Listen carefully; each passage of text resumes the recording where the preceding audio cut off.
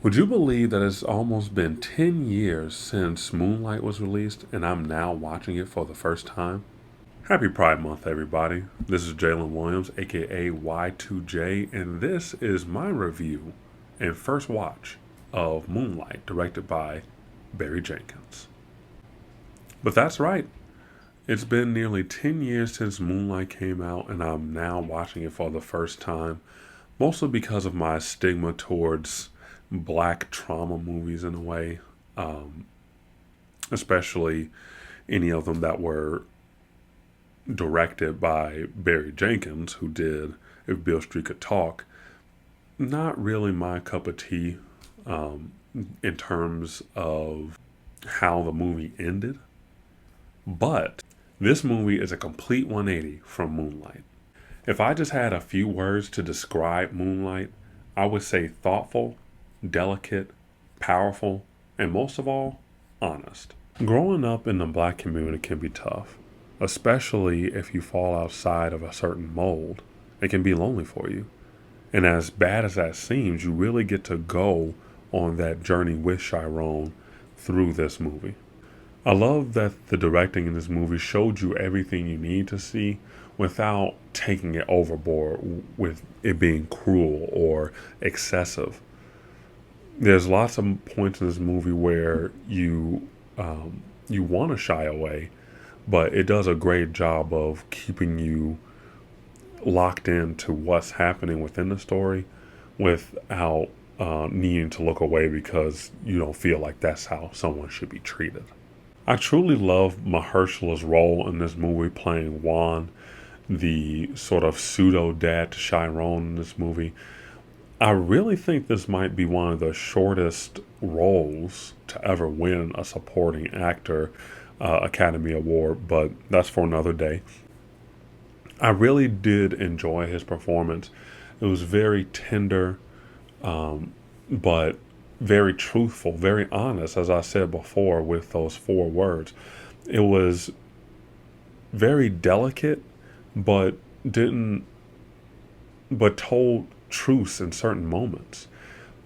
At the table where they're having dinner and Chiron's asking him a tough question about a slur that he was called. And while some parents and some communities may have chosen to say that, oh, that just means a bundle of sticks or something terrible, no, he stood firm in the truth of what was happening and just told him straight up. That's a word that's used to put gay people down. Like, simple enough for an 8-year old, 10-year old, 15-year old, 30-year old to understand without patronizing or being condescending. It's just, because there's times in the black community where you may ask an elder, a parent, someone older than you, a question, and this may happen in other communities as well, but you'll often get the response that you should stay out of grown folks' business. And the fact of the matter is that a lot of times we need to make sure that we're respecting these kids and their questions. Like, it's not a bad question to ask. Sure, it's shocking to you because you don't think you think that the kid's innocence is being taken away from even needing to answer a question like that. But when you actually do answer that question, you show that kid that you have the respect for them, not to give them the truth without needing to be cruel, and also that you have that their best interests at heart. I love that some of the themes in this movie always go back to the water, go back to having a plate of food with a loved one. Oftentimes in this movie, you see that Chiron is at his most comfortable in the water or over a plate of food for dinner. And throughout the movie, you can see that he's not necessarily getting those things at home. So when he's at the beach, trusting Juan to let him float in his hands and learn how to swim, you can tell that that's comforting for him. You can tell that when he's eating a meal, that that may be the first true form of love that he's been shown. Truly, going back to when Juan found him in those smokers dens, that really speaks to how important that moment was for him, even though Chiron didn't actually outright state it. There's even a few scenes in this movie where Chiron is dunking his head in a sink full of water and ice. And I really wonder if he was using that as a therapeutic tool to kind of help him remind himself of when he was in the water with Juan, or when he was on the beach with Kevin, or if this is just some type of soothing mechanism to remind him of the waves and how calm that used to be for him. It's also heartbreaking because you get to see what an environment without love, protection, and acceptance can really do to someone, even at an early age. Chiron, as a little boy and even in his adolescent years, was constantly being bullied, running from small bullies, just trying to make his way home, and only being bullied because he is different. And it's so heartbreaking. I'm sure that all of you or some of you can relate to how just being yourself in your community helped you stand out in negative ways, and how that was a real impact on how that informed how you should behave throughout Chiron's life in this movie.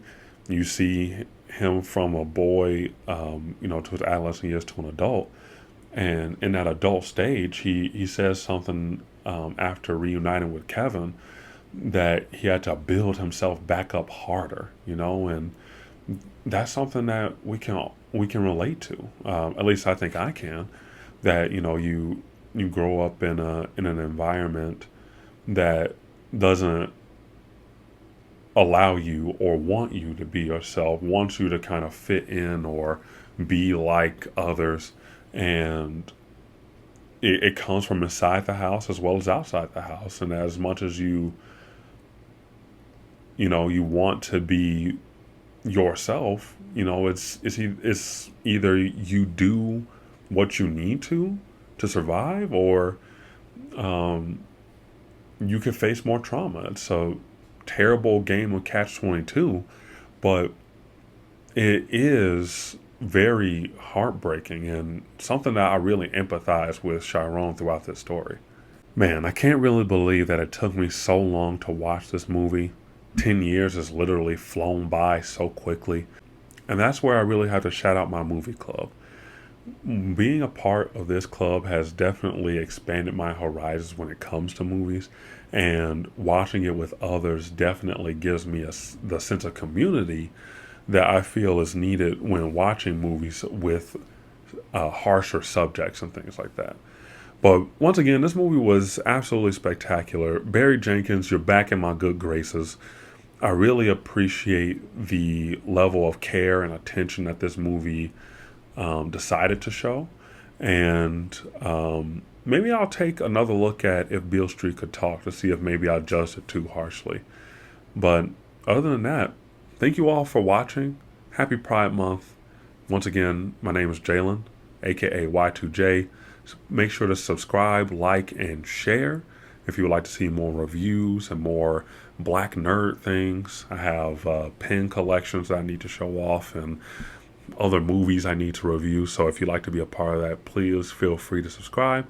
Otherwise, if you want to watch more movies with us, feel free to join the Discord. Link is in the bio. See you in the next one. Peace.